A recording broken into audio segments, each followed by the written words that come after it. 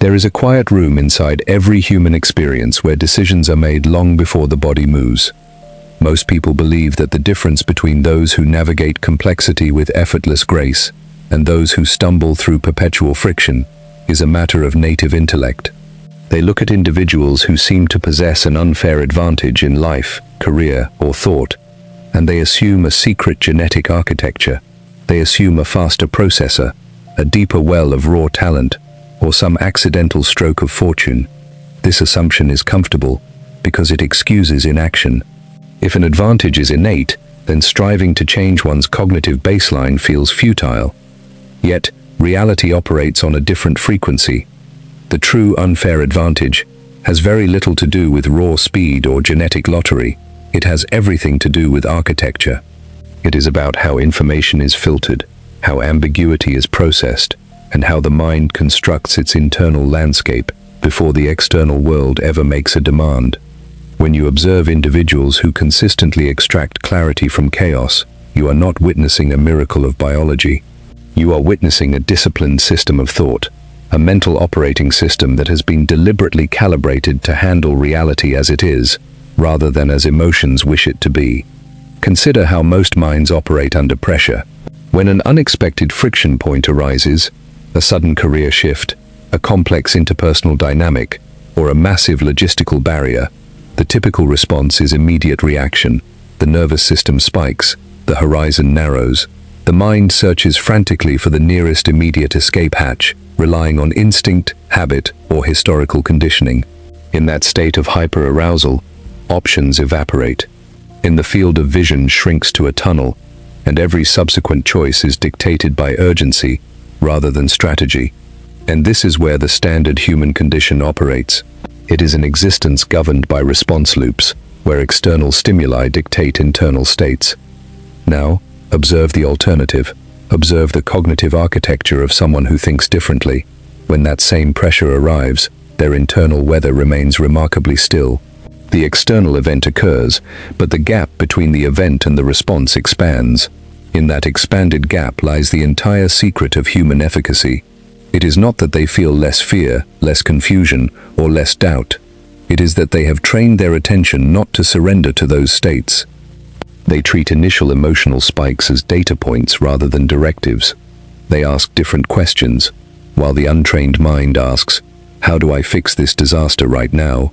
The structurally disciplined mind asks, "What is actually happening beneath the noise, and what variable controls the entire dynamic?" This shift in questioning is subtle, yet it changes everything. It alters the trajectory of a life. To understand how smart people think differently, we must first dismantle the myth of the brilliant improviser. Popular culture loves the narrative of the genius who walks into a room, glances at a crisis, and instantly pulls a brilliant solution out of thin air. This is cinematic fiction. In reality, what looks like spontaneous brilliance is almost always the delayed dividend of deep, invisible preparation. Those who appear to think on their feet with effortless precision are actually standing upon mountains of structured, pre-compiled mental models. They have run the simulations in silence long before the actual test arrived. They have failed in imagination 1,000 times before the physical world ever presented the challenge. This is the core mechanics of the unfair advantage. It is the systematic accumulation of high-resolution mental models combined with the rigorous emotional discipline required to deploy them when emotions run high. Let us examine how this manifests in daily observation. Think about how information is typically consumed. The modern world is an endless floodhouse of signals, opinions, demands, and noise. Most individuals swim in this ocean, thrashing about, grabbing onto whatever shiny object or alarming headline drifts past their field of vision. Their attention is fragmented, rented out to the highest bidder of dopamine or anxiety. In stark contrast, individuals who operate with cognitive leverage treat attention as a finite, sacred currency. They do not consume indiscriminately. They curate. They understand that what you choose to ignore is vastly more powerful than what you choose to focus on. By systematically filtering out the irrelevant, the sensational, and the trivial, they preserve the cognitive bandwidth required for deep analytical processing when it genuinely matters. They are calm, not because their lives are inherently simpler, but because their internal filter is ruthlessly efficient. This brings us to a fundamental psychological reality. Complexity is rarely resolved by adding more complexity. It is resolved by ruthless simplification. When ordinary thinkers encounter a tangled problem, their instinct is to add layers. More strategies, more metrics, more explanations, more movement. They equate motion with progress. They believe that if they are working hard, sweating profusely, and worrying intensely, they must be solving the problem. But true strategic thinkers do the exact opposite. They strip away the excess. They peel back the layers of emotional narrative, social expectation, and vanity metrics until they expose the raw, foundational mechanics of the situation. They look for the single constraint that, if shifted, causes every other downstream problem to resolve itself. That this is not an act of magic. It is an act of cognitive restraint. It requires immense psychological discipline to sit in front of a massive, messy problem and refuse to flail. It takes courage to pause, step back, and admit that 80% of what feels urgent is merely emotional noise. Consider the role of uncertainty. For most people, uncertainty is experienced as a threat. It triggers a primal aversion to the unknown. The brain hates a vacuum, so it rushes to fill it with assumptions, biases, and premature conclusions. If an outcome is unclear, the untrained mind will often invent a narrative, frequently a catastrophic one, just to feel a false sense of certainty. Better a painful certainty than an open question, the subconscious whispers. Smart thinkers, however, have cultivated a profoundly different relationship with the unknown. They view uncertainty not as a hazard to be feared, but as a neutral workspace. They are comfortable operating without all the data. They understand that waiting for absolute clarity is a form of paralysis disguised as caution. They make decisions using probabilistic thinking, recognizing that life rarely offers guarantees. They assign probabilities to outcomes, take calculated steps, and remain relentlessly adaptive as new evidence emerges. This increases the likelihood of favorable outcomes because they are not paralyzed by the terror of being wrong.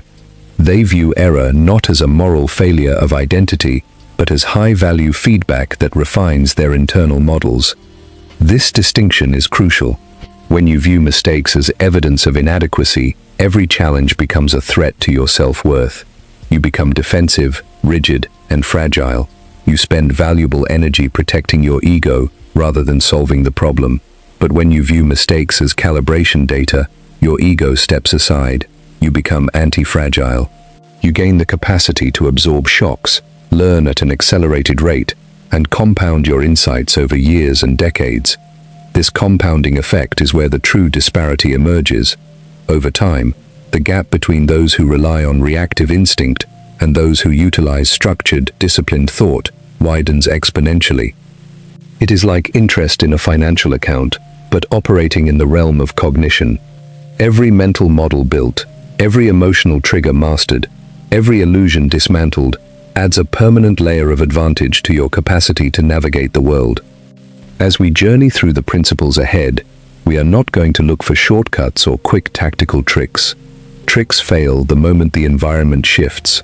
Instead, we are going to examine the deep architectural shifts required to fundamentally alter how you process reality.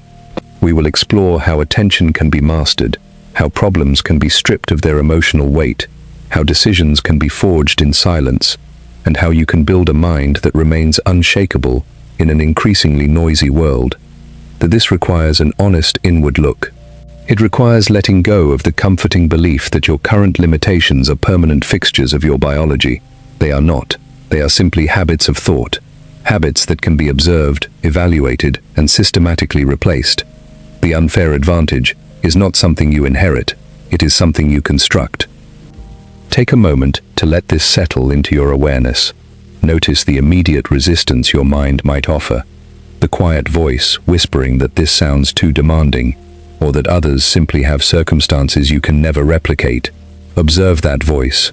Recognize it as the old operating system trying to protect its familiar patterns of limitation. Do not fight it. Simply acknowledge it and let it pass. You are about to examine the architecture of a mind that does not merely react to life, but deliberately shapes its trajectory. Prepare your focus. Let the noise of the external world recede. We are about to begin. To understand how smart people think differently, we must begin at the very boundary where the external world meets internal consciousness, the gateway of attention. Most individuals treat attention as an infinite resource that simply bends to whatever happens to be passing by. If a notification chimes, attention goes there. If a crisis erupts in a colleague's voice, attention anchors there. If a sensational headline flashes across a screen, attention is immediately hijacked. This passive surrender of focus is the single largest leak of cognitive potential in modern existence. When you observe individuals who consistently generate exceptional clarity, you notice something striking.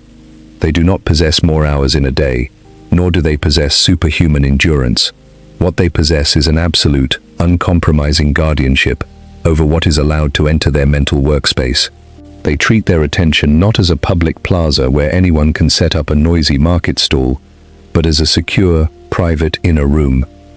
Lastly, consider the psychological mechanics of what happens when the mind is constantly flooded with indiscriminate information. The human brain evolved to process localized, immediate environments.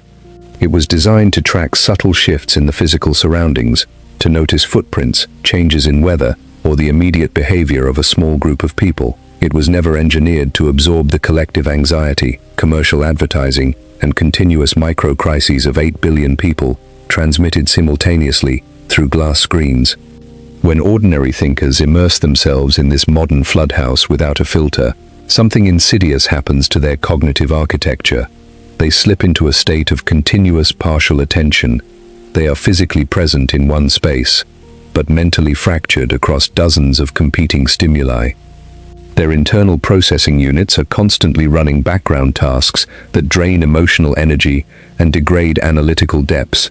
They feel exhausted at the end of the day, yet when they look back, they struggle to identify any single deep insight or meaningful progression they achieved. They were busy, but they were not effective. They were reacting, but they were not thinking. In contrast, individuals who operate with an unfair advantage approach information consumption with radical selectivity. They understand a foundational principle of cognitive science. What you consume constructs what you are capable of imagining.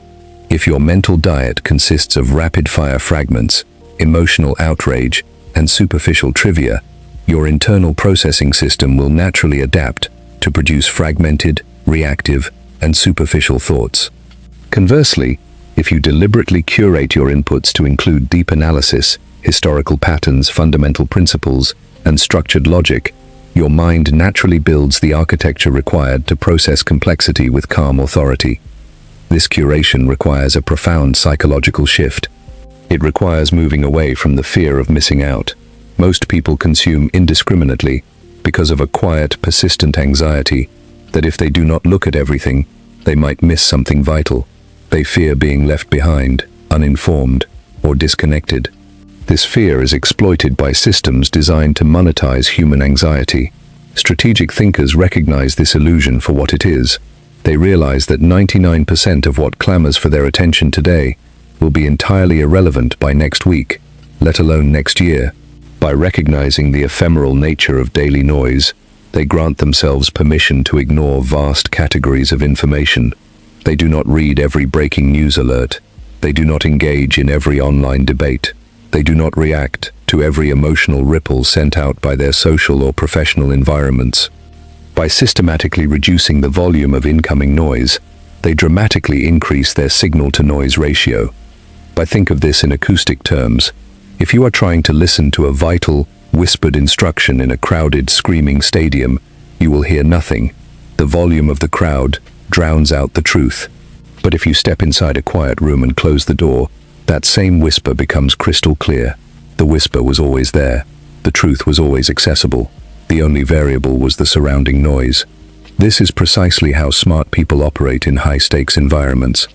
While everyone else is reacting to the screaming stadium of daily events, they have retreated into a quiet mental space where they can hear the foundational signals of reality.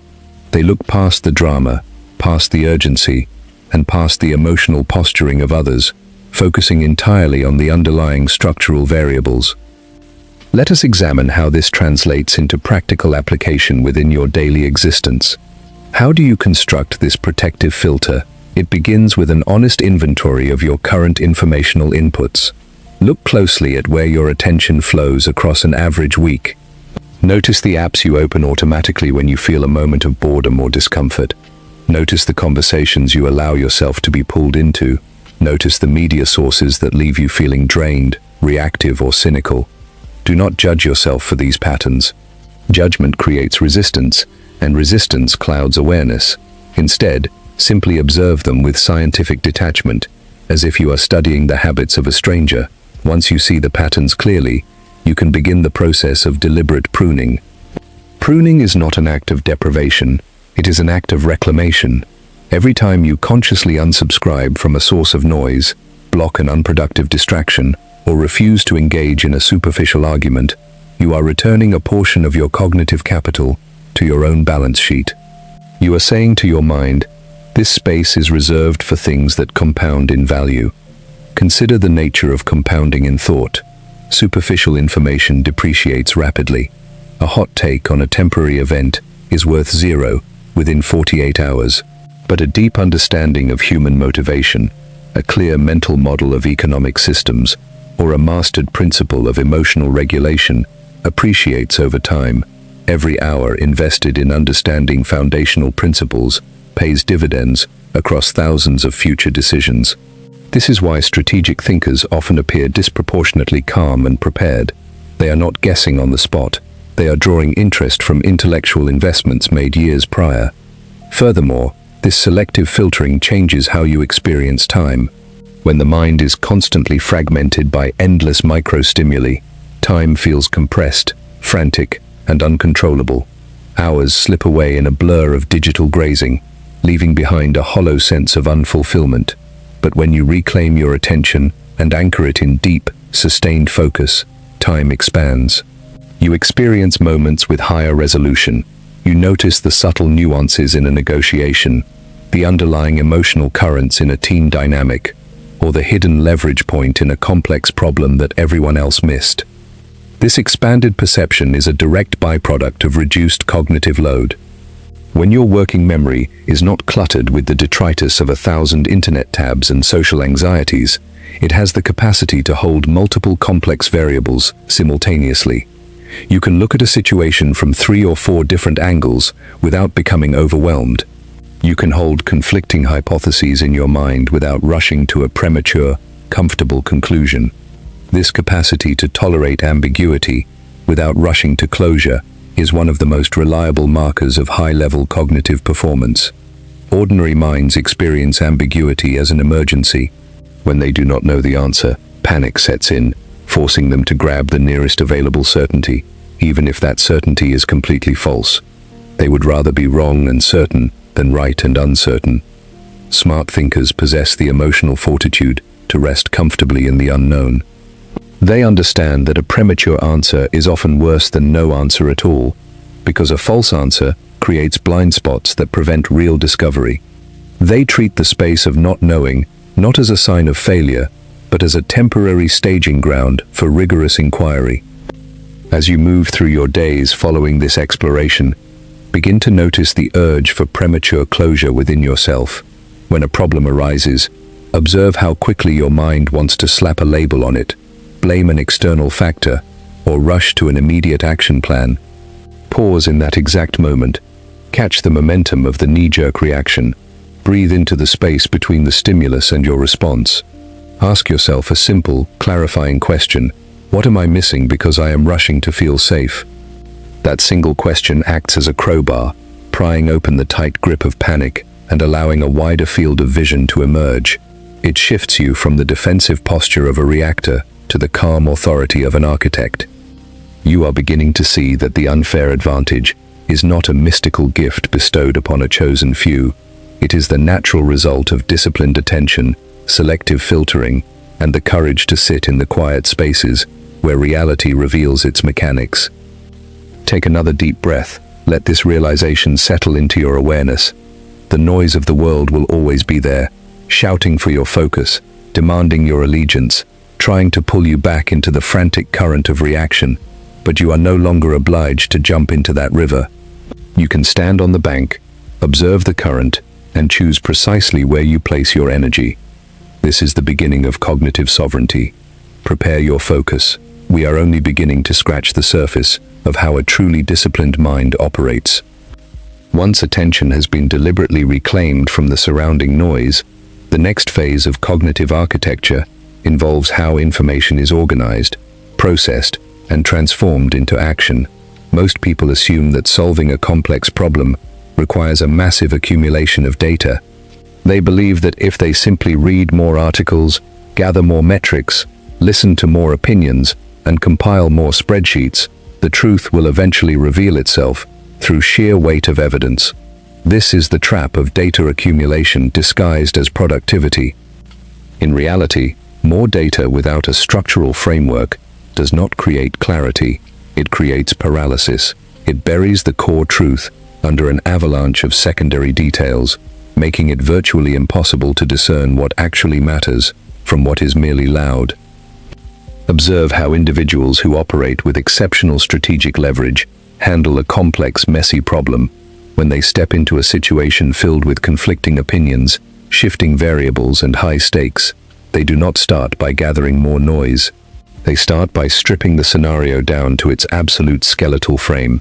They perform an act of ruthless simplification, peeling away the emotional narratives, the historical grievances, the vanity metrics, and the social posturing of everyone involved, until they expose the raw, mechanical reality beneath.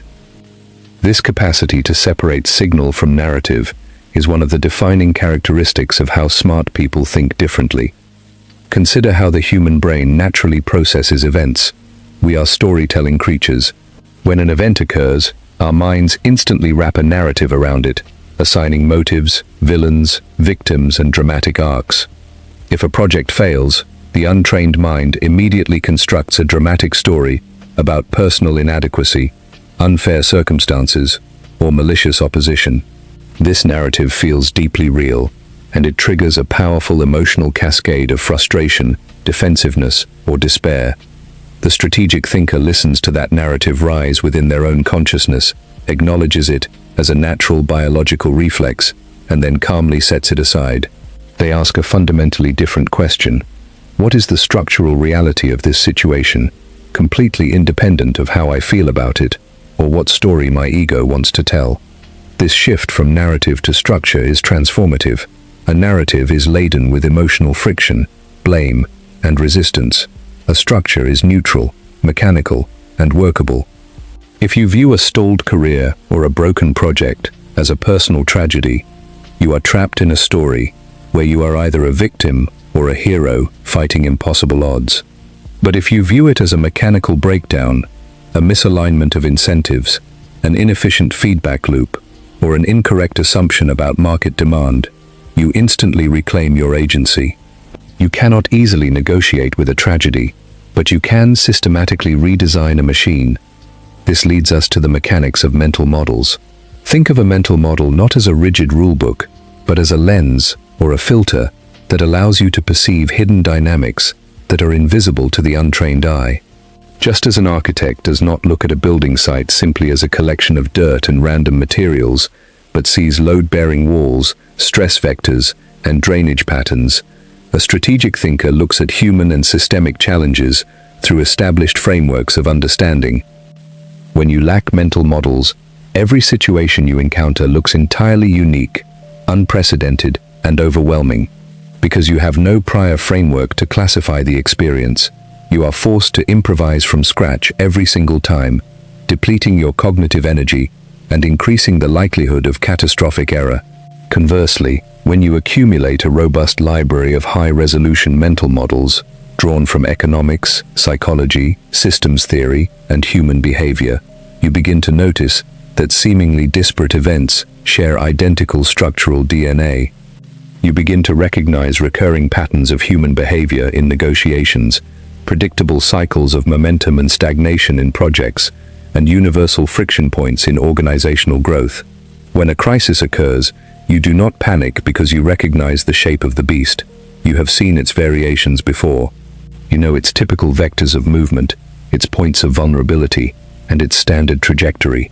This recognition strips the unknown of its terror, replacing anxiety with calm, calibrated competence. Let us examine how this applies to the concept of leverage. In physics, leverage allows a small amount of force, applied at the correct point, to move an immense weight. In cognitive architecture, strategic leverage operates on the exact same principle. Most people apply force indiscriminately. They push equally hard on every part of a problem, working exhausting hours, stressing over minor details, and treating every variable as if it carries equal weight. They use a sledgehammer where a scalpel is required, or worse, they push against a fixed wall while ignoring the unlocked door right beside them. Smart thinkers spend a disproportionate amount of time simply locating the single point of maximum leverage before they expend any energy. They study the system. They trace the flow of consequences. They ask, what is the primary constraint here? If I shift this single variable, what happens to all the downstream effects? Finding this leverage point requires patience, and patience is often in short supply in a culture that worships frantic motion. When people see someone sitting quietly, seemingly doing very little, while a crisis swirls around them, they often misinterpret that stillness for passivity or confusion. They assume that because there is no frantic typing, no raised voice, and no dramatic pacing, nothing of value is occurring. In truth, that stillness is where the real work happens. It is the quiet calibration of the mind, running multiple silent simulations, testing assumptions, and locating the precise pressure point where minimal effort will produce maximum systemic change. This is the essence of working smarter rather than harder. It is not about finding clever productivity hacks or shortcuts. It is about achieving architectural alignment with reality. Consider how this alters decision-making under uncertainty. Ordinary thinking seeks absolute guarantees before making a move. It waits for the perfect moment, the complete data set, and the removal of all risk. Because reality rarely complies with these impossible demands, ordinary thinking ends up frozen in perpetual hesitation, or it plunges into reckless action out of sheer frustration when the weight becomes intolerable.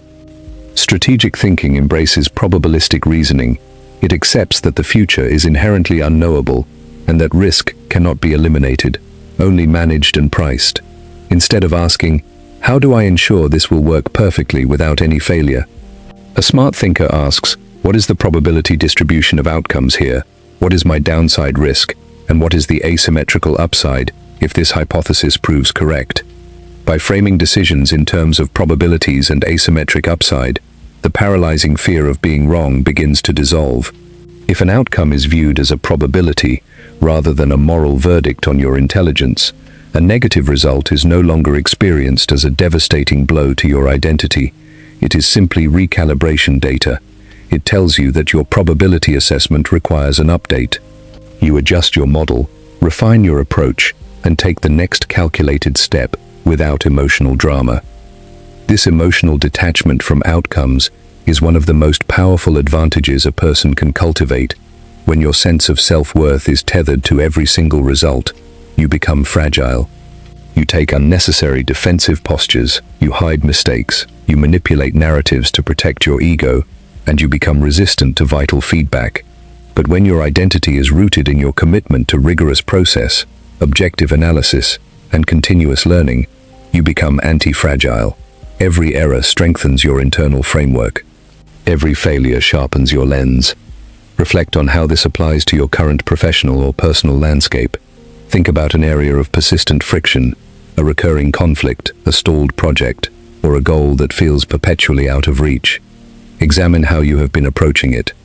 Have you been relying on raw effort, emotional reactions, and frantic motion, hoping that sheer willpower will eventually force the reality to bend to your desires?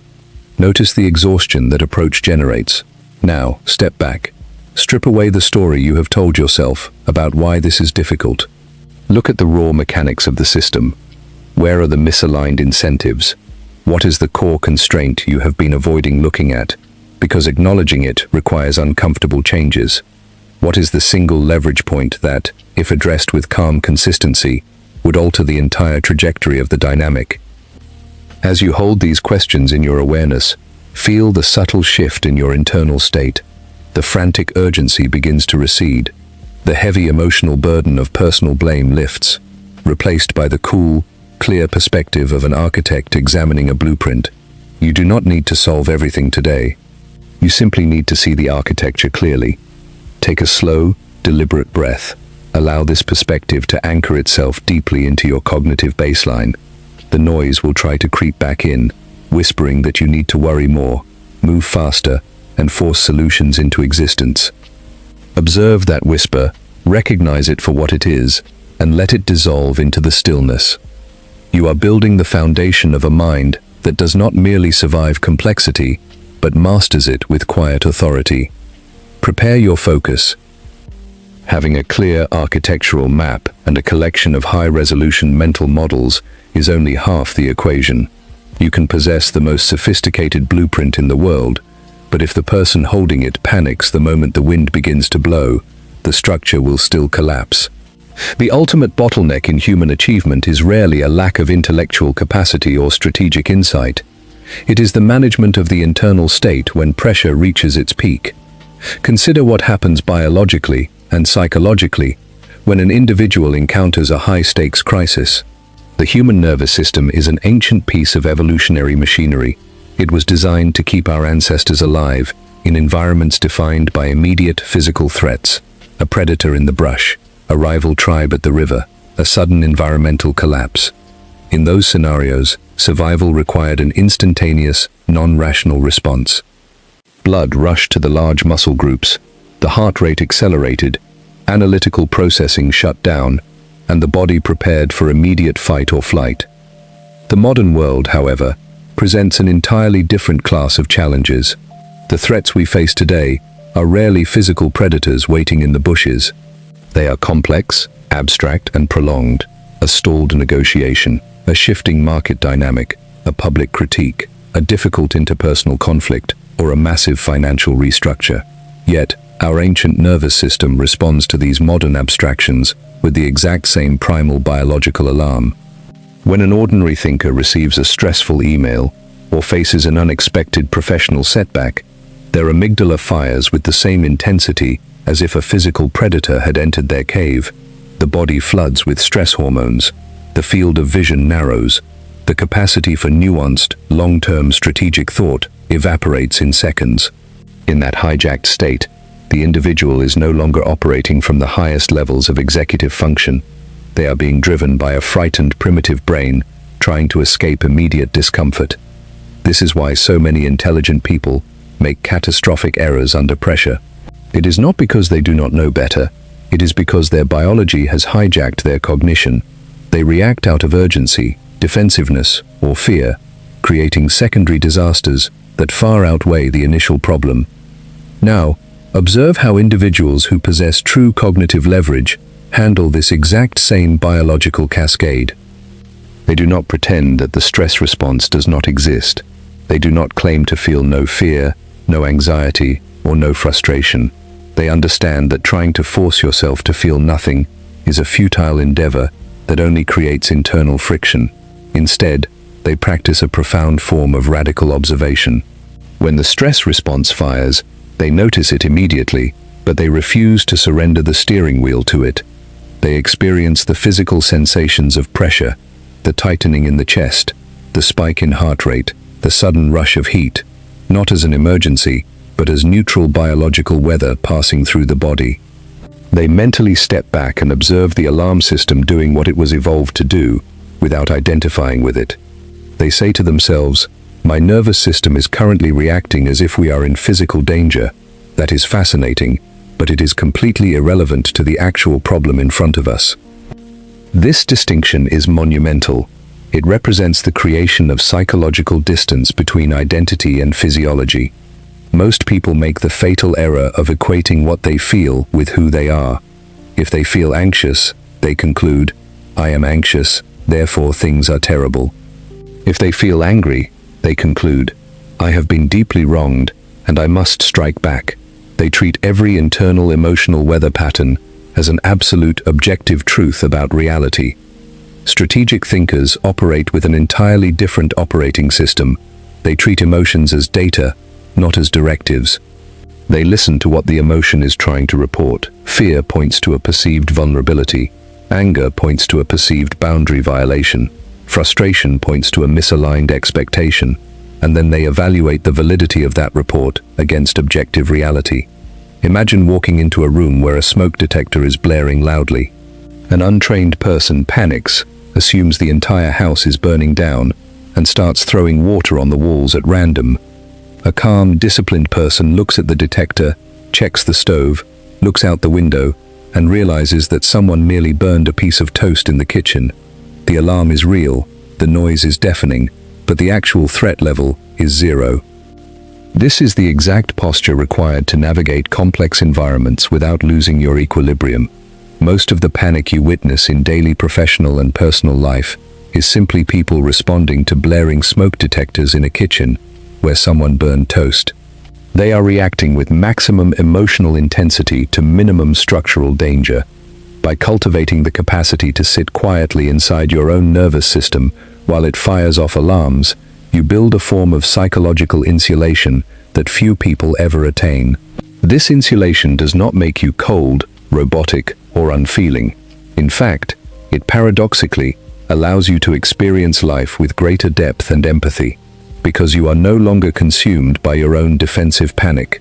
When you are not drowning in your own internal emergency, you have the emotional bandwidth to hold space for others, to listen without reacting defensively, and to navigate interpersonal dynamics with grace and clarity.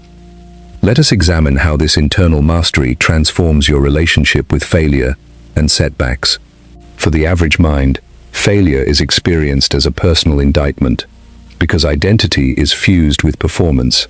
Every mistake, every rejected proposal, and every closed door feels like a direct assault on personal worth. This creates a desperate need to protect the ego at all costs.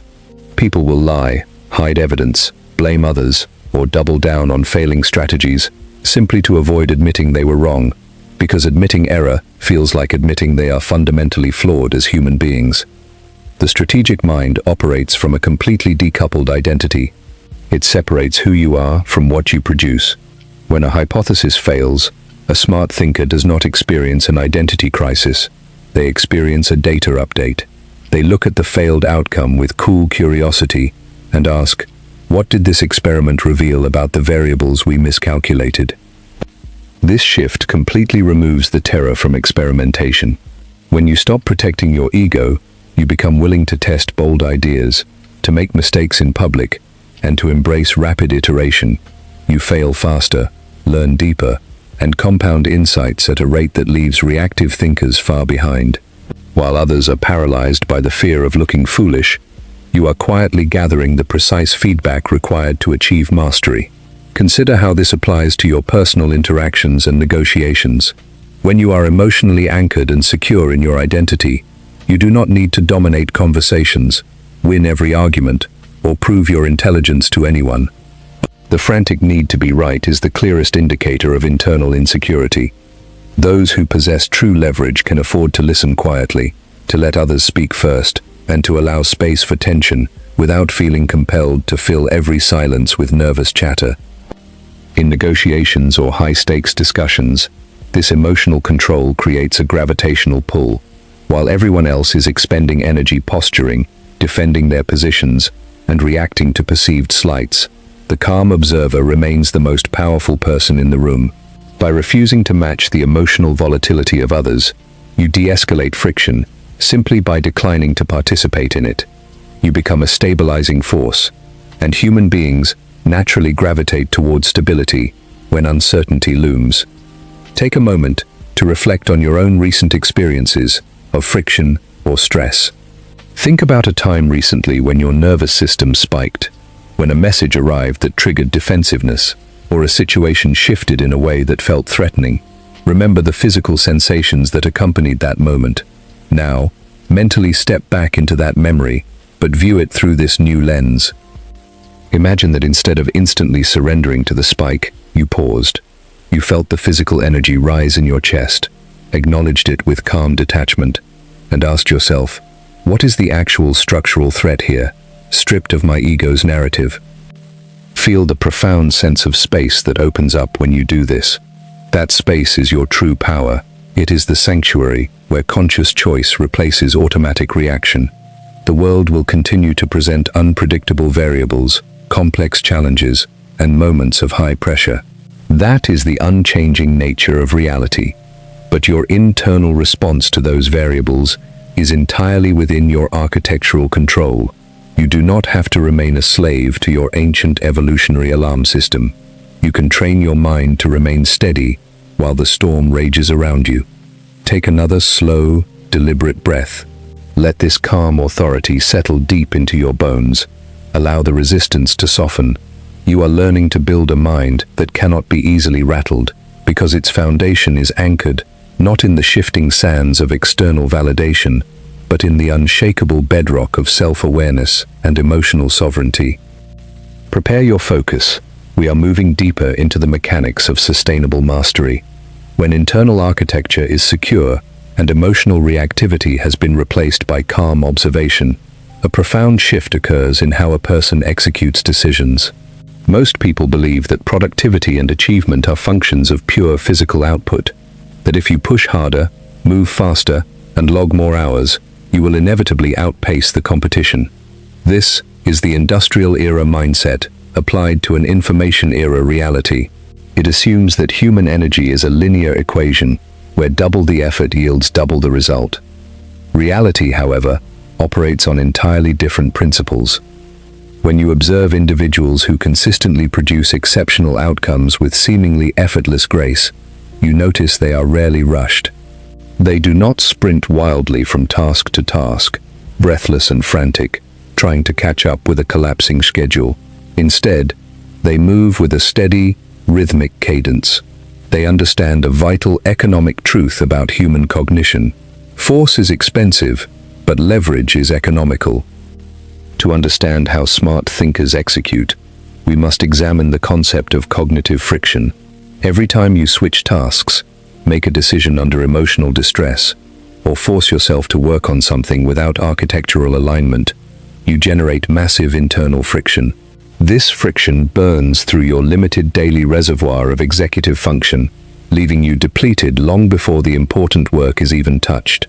By the time evening arrives, your brain is too exhausted to think strategically, so you slip back into reactive habits, consuming mindless inputs, just to numb the fatigue. In contrast, individuals who operate with high cognitive leverage design their execution environments to minimize friction entirely. They do not rely on raw willpower to push through resistance day after day. Willpower is a finite biological resource. It fluctuates based on sleep, nutrition, and stress. If your entire system relies on heroic bursts of motivation, it will eventually fail the moment external circumstances become difficult. Instead of building systems on motivation, strategic thinkers build systems on frictionless repetition and structural clarity. They look at their daily workflow not as a grueling battle to be won through sheer grit, but as an engineering puzzle to be optimized. They remove the micro-decisions that drain mental energy. They set clear boundaries around their deep work hours, protecting their focus as fiercely as a financial investor protects capital. They understand that what you say no to dictates the quality of what you are eventually able to accomplish. We'll consider how ordinary thinkers approach a major project or a complex goal. They begin with a burst of enthusiasm, mapping out an elaborate, sprawling plan that accounts for every conceivable detail. They set aggressive timelines and promise themselves that this time they will maintain flawless discipline. For the first few days, adrenaline carries them forward, but soon, reality intervenes. Unexpected obstacles emerge, energy wanes, and the rigid plan begins to crack under the weight of unforeseen variables. At that first sign of friction, the untrained mind experiences a familiar psychological collapse. Because their identity was tied to executing the rigid plan perfectly, a deviation is experienced as failure. They feel overwhelmed, abandon the project entirely, and retreat into familiar patterns of avoidance. waiting months before attempting another heroic restart. This is the classic boom and bust cycle of reactive ambition. Now, observe how a strategic thinker approaches the exact same horizon.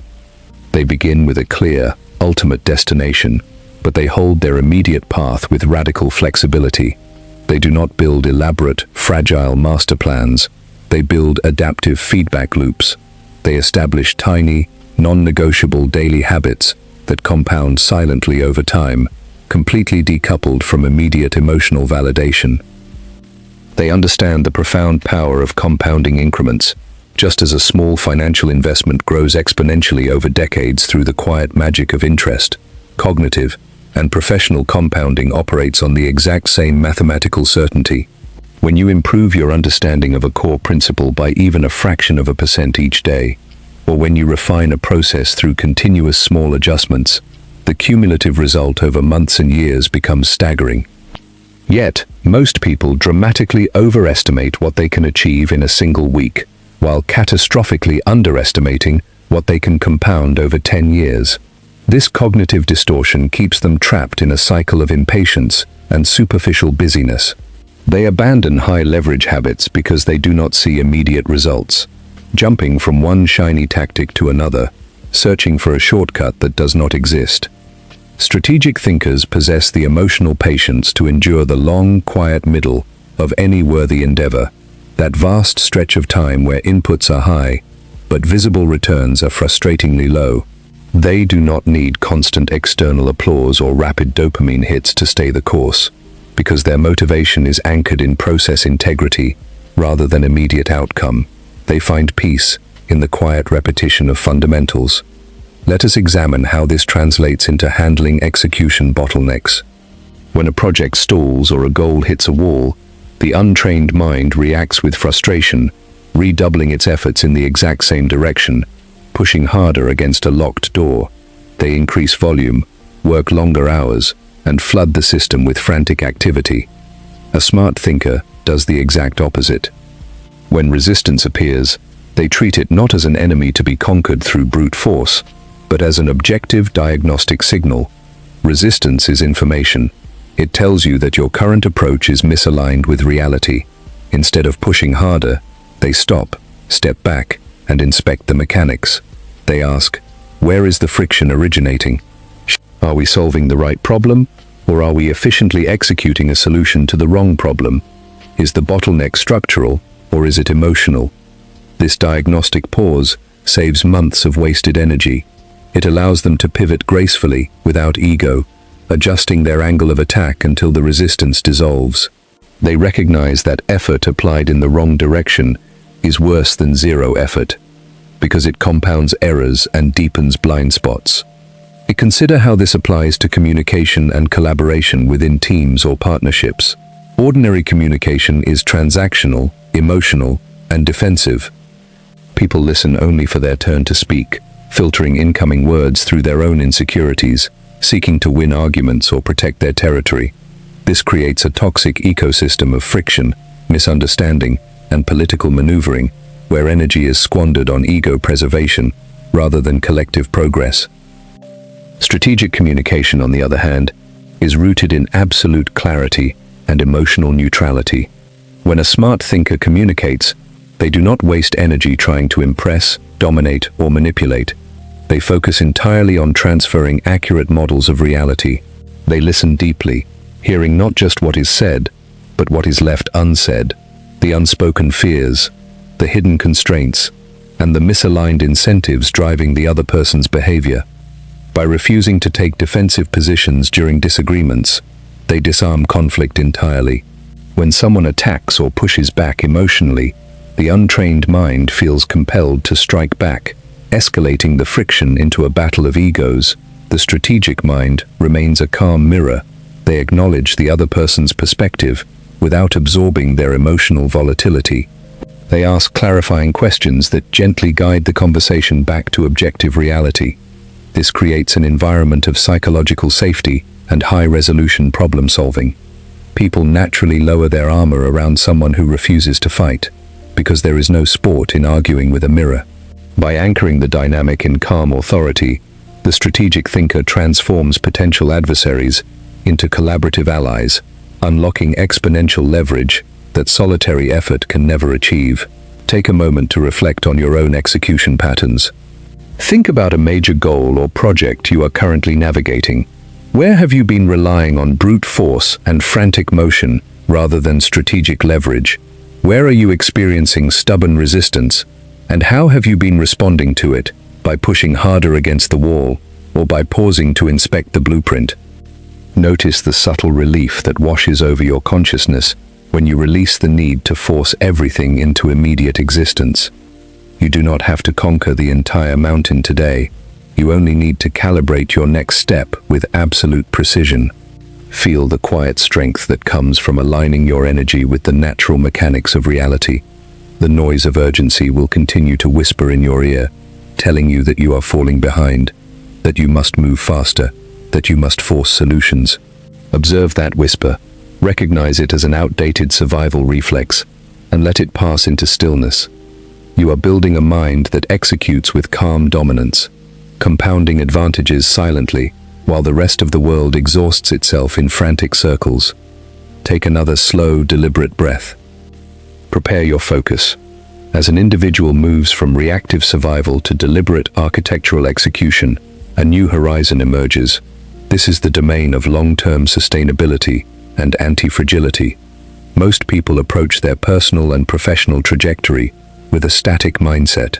They search for a final destination, a permanent state of security, or a definitive moment of arrival where they can finally rest, completely insulated from the unpredictable tides of reality. They view stability as a fixed castle wall designed to keep the changing world out. Reality, however, does not honor static walls. The external environment, economic, technological, social, and professional, is in a state of continuous, unyielding flux. When those who rely on static stability encounter a massive shift in their environment, their rigid structures shatter because they invested all their energy into building defenses against change rather than developing adaptive capacity within themselves. Any disruption feels catastrophic. They experience severe shock, bitterness, and disorientation, struggling to rebuild because their entire identity was tethered to a specific set of circumstances that no longer exist. In stark contrast, individuals who operate with cognitive leverage view stability not as a fixed wall, but as a dynamic equilibrium. Think of how a master sailor handles a violently shifting sea. A novice sailor locks the helm in a single position and prays for calm waters, terrified of every wave that threatens to capsize the vessel. A master sailor, however, stays loose at the helm. They read the subtle shifts in the wind, the texture of the swells, and the pressure on the rudder. They do not fight the ocean, they partner with it. They use the very energy of the waves to propel the vessel forward with greater efficiency. This capacity to absorb volatility and turn it into fuel is the essence of anti-fragility. When you build a mind that is anchored in rigorous principles, deep self-awareness, and emotional sovereignty, external turbulence ceases to be a threat. In fact, it becomes a competitive advantage. While everyone else is panicking during a market shift, a structural disruption, or a personal crisis, the calm thinker steps into the chaos with a clear eye. They recognize that periods of massive volatility are precisely when old inefficiencies are exposed, legacy systems crumble, and unprecedented opportunities for compounding leverage open up. Consider how ordinary thinkers view competition. Their entire worldview is constructed around zero-sum games. They look at colleagues, competitors, or peers as rivals who must be defeated, outsmarted, or outpaced. They measure their self-worth by how far ahead they are compared to others in the race. This creates an exhausting, perpetual state of anxiety. If someone else succeeds, it is experienced as a personal demotion. If someone pulls ahead, panic sets in, triggering frantic bursts of effort designed to close an imaginary gap. This comparative treadmill is one of the most insidious drains on human energy. It keeps the mind tethered to external scoreboards that you do not control, making genuine peace and deep strategic focus virtually impossible.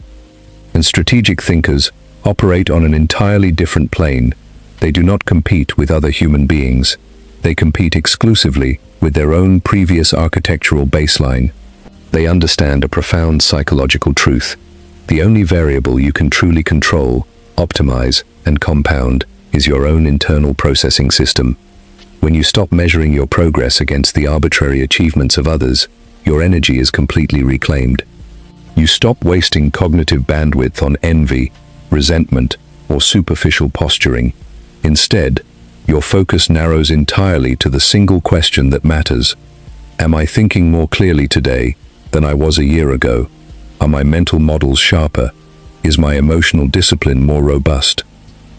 This inward focus creates a quiet, unshakable confidence that does not require public validation. When your confidence is derived from objective self-mastery rather than external applause, you become immune to the emotional roller coaster of praise and criticism. You can receive harsh public feedback without collapsing into self-doubt, and you can receive glowing praise without inflating your ego into fragile arrogance. You remain anchored in the work itself. Reflect on how this changes the concept of legacy and long-term impact. Most people try to force their legacy into existence through grand, dramatic gestures, seeking immediate significance and permanent recognition. They want their names carved into stone before their work has even matured. This desperate craving for legacy often leads to rushed decisions, ethical compromises, and shallow execution. Those who operate with true long-term vision understand that real impact is a byproduct of compounding integrity over decades. They are willing to be misunderstood in the short term because they are playing an infinite game. They plant seeds in quiet ground, tending to the soil day after day with disciplined consistency, long before any green shoot breaks the surface. They do not need immediate fruit because they trust the mathematics of compounding. Think about the compounding nature of your own thoughts and habits over the next 10 years. Imagine projecting your current mental architecture forward. If you continue to curate your attention ruthlessly, strip away emotional reactivity, refine your mental models, and execute with calm authority day after day, where will your mind reside a decade from now? What complex problems will you be able to navigate with effortless clarity while the rest of the world scrambles in confusion? That future reality is not a fantasy. It is the direct, mathematical consequence of the architectural choices you make in quiet moments like this. Take a moment to let this long-term horizon settle into your awareness. Feel the vast expanse of time opening up before you no longer need to rush. You no longer need to force solutions out of panic or compete for scraps of validation in a crowded room. You are building something deep, enduring, and structurally sound. The noise of urgency will continue to knock on the door, whispering that you are moving too slowly, that you must catch up, that you must prove yourself immediately. Observe that whisper. Recognize it as the echo of an outdated operating system. Smile at it with quiet detachment, and let it dissolve into stillness. You are standing on solid ground. Your architecture is holding. Your focus is clear. Take a slow, deep, deliberate breath. Prepare your focus. As we arrive at this culminating phase of architectural mastery, we must confront the final, most subtle illusion that keeps ordinary minds tethered to friction. It is the belief that transformation is an event, a sudden, permanent lightning strike, after which struggle vanishes forever, and life unfolds in an effortless, unbroken straight line of clarity. Popular culture loves this narrative of the sudden awakening, the dramatic epiphany that washes away all previous conditioning and leaves behind a flawless human being. This is a comforting fairy tale, and like most fairy tales, it is entirely detached from reality. Human consciousness does not evolve through miraculous, permanent transformations. It evolves through a continuous, quiet process of recalibration. The old operational patterns, millennia of evolutionary conditioning, decades of emotional habits, and deep-seated social conditioning do not vanish overnight because you understand a set of principles. They remain embedded in the neural architecture like ancient riverbeds, carved deep by years of habitual flow. When pressure spikes or exhaustion sets in, water will always try to rush back into those familiar, old channels. This is where the untrained mind stumbles. When an individual experiences an initial breakthrough, feels a profound sense of calm, and then weeks later finds themselves slipping back into old reactivity, anxiety, or impatience, they experience a wave of self-recrimination. They conclude that they have failed, that the architecture is broken, and that permanent change is impossible for them. They abandon their practice in frustration, mistaking a normal biological relapse for total defeat. The strategic thinker views this exact same dynamic through an entirely different lens. They understand that relapse is not failure, it is simply diagnostic data. When you notice yourself slipping back into old emotional loops, when you catch yourself reacting defensively, rushing to premature conclusions, or letting noise hijack your attention, you do not collapse into self-judgment. You observe the slip with calm curiosity. You say to yourself, the old pattern is still active. That is entirely normal. Let us look at what triggered the return to the riverbed, and let us gently guide the water back to the new, deliberate channel. This gentle, relentless persistence is the true hallmark of mastery. It is not about achieving a state of robotic perfection where you never feel fear, frustration, or doubt again. It is about drastically shortening the duration of your recovery when you do drift off course. Think about this distinction carefully. An ordinary person drifts off course, panics, beats themselves up, and spends days or weeks flailing in emotional chaos. A master drifts off course, notices it within minutes or seconds, takes a slow breath, acknowledges the deviation without drama, and smoothly returns to center. The drift still happens. The difference lies entirely in the speed and grace of the return. Over time, through thousands of these quiet, unheralded recalibrations, the new mental architecture becomes your default state. The old riverbed begins to dry up from lack of use, while the new channel deepens, solidifying into a robust, permanent structure of thought and action. This is how real character is forged, not in the dramatic public moments of triumph, but in the quiet, invisible corridors of the mind, where you choose, for the 1000th time, to respond with architectural clarity rather than reactive panic.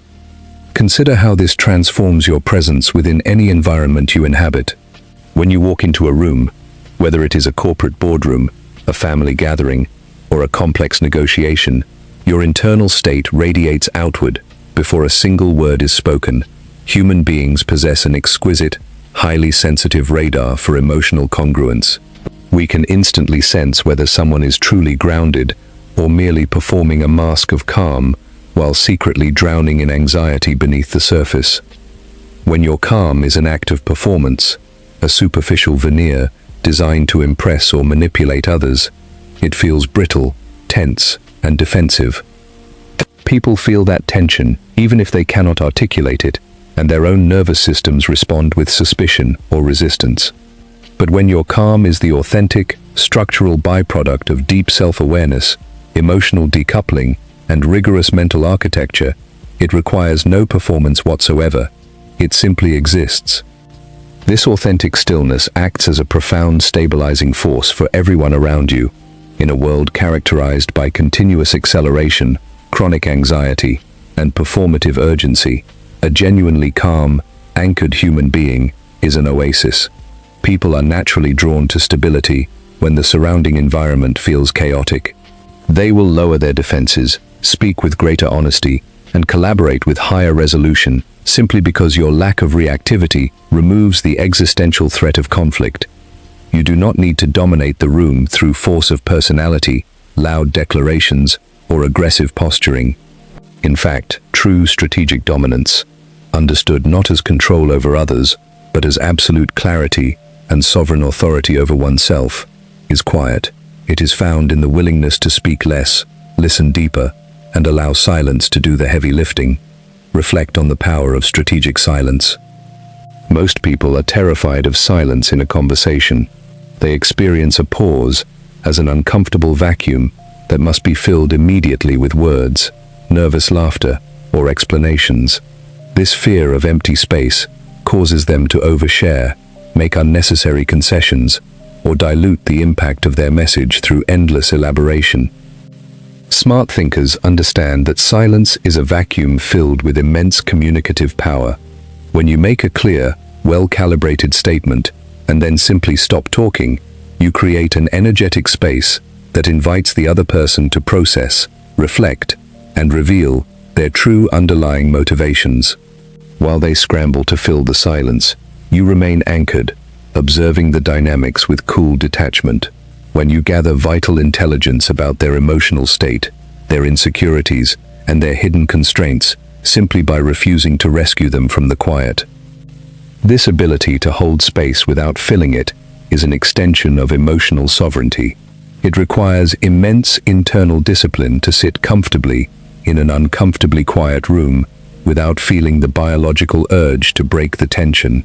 But mastering that single micro-skill alters the entire dynamic of professional and personal interactions. As you reflect on the journey we have traversed across these principles, recognize that nothing we have explored requires exotic environments, rare genetic gifts, or external permission.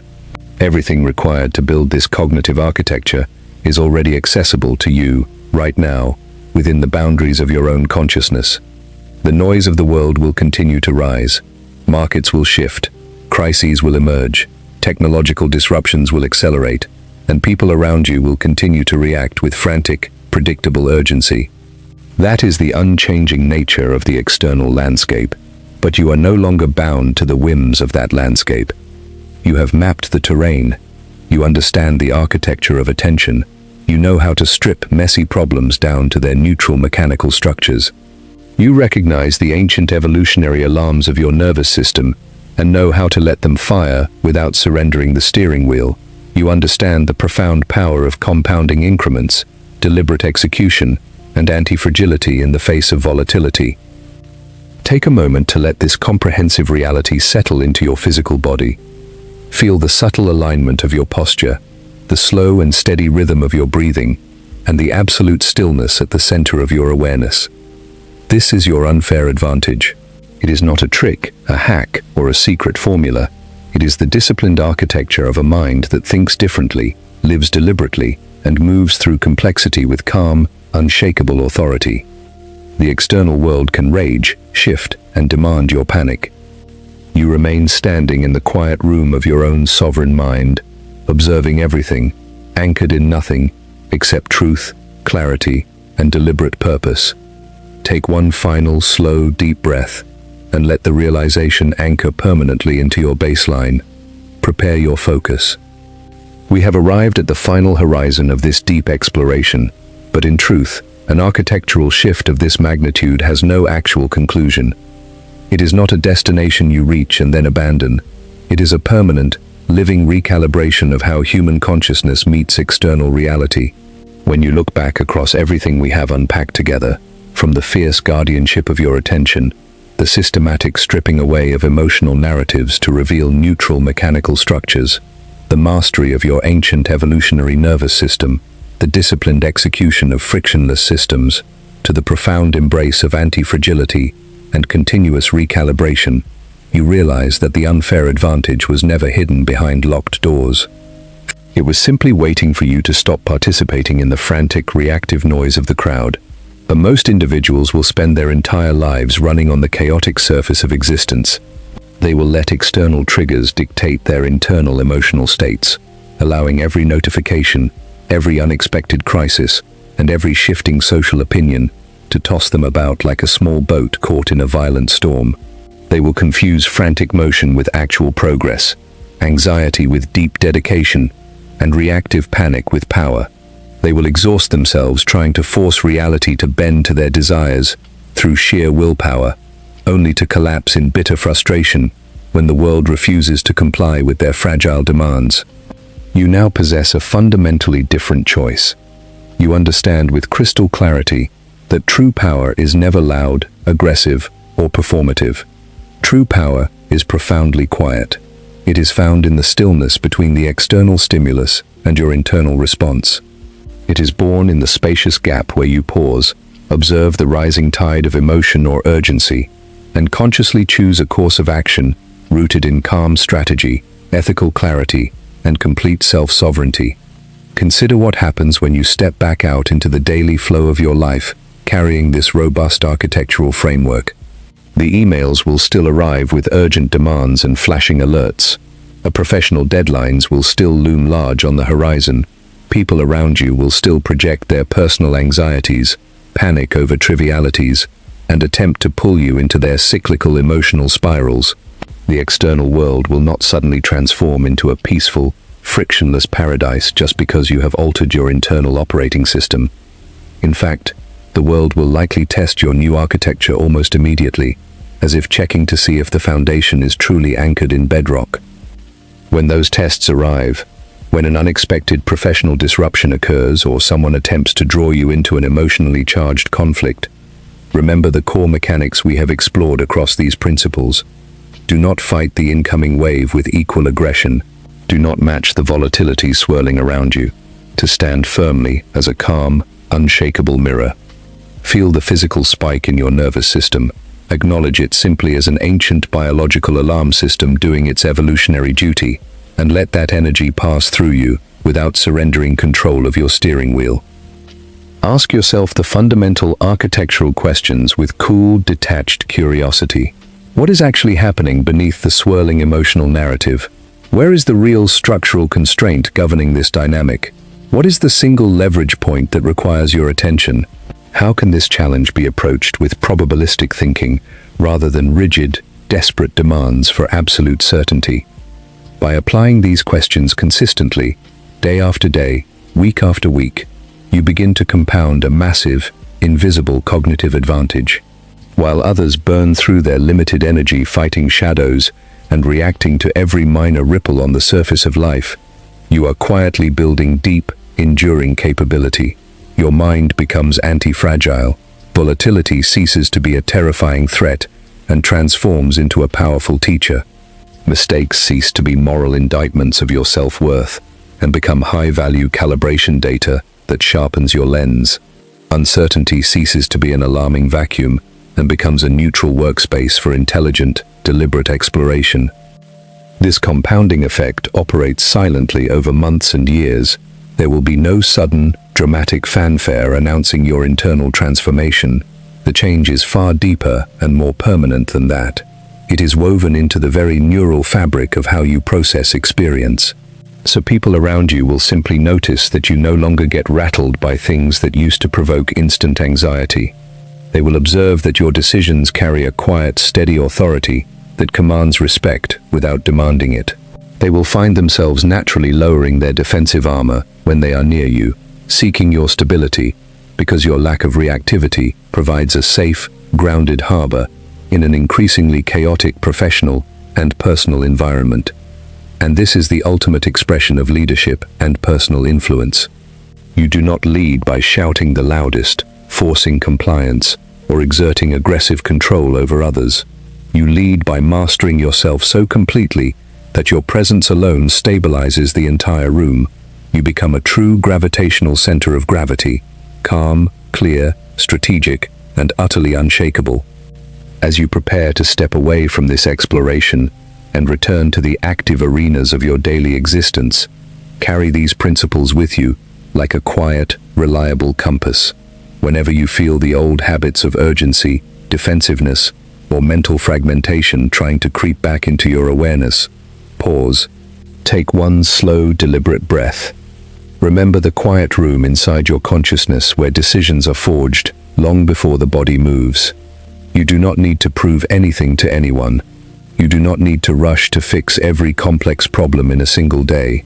You do not need to conquer the entire mountain all at once. You simply need to calibrate your next step with absolute precision and unshakable calm. The noise of the world will continue to call out for your focus, trying to pull you back into the frantic current of reaction. Let it call. You are no longer obliged to jump into that turbulent river. You can stand firmly on the bank, observe the current with clear eyes, and choose precisely where you place your limited energy. This is your sovereignty. This is your architecture. This is your unfair advantage. Stand tall in the quiet room of your mind. The path ahead is clear,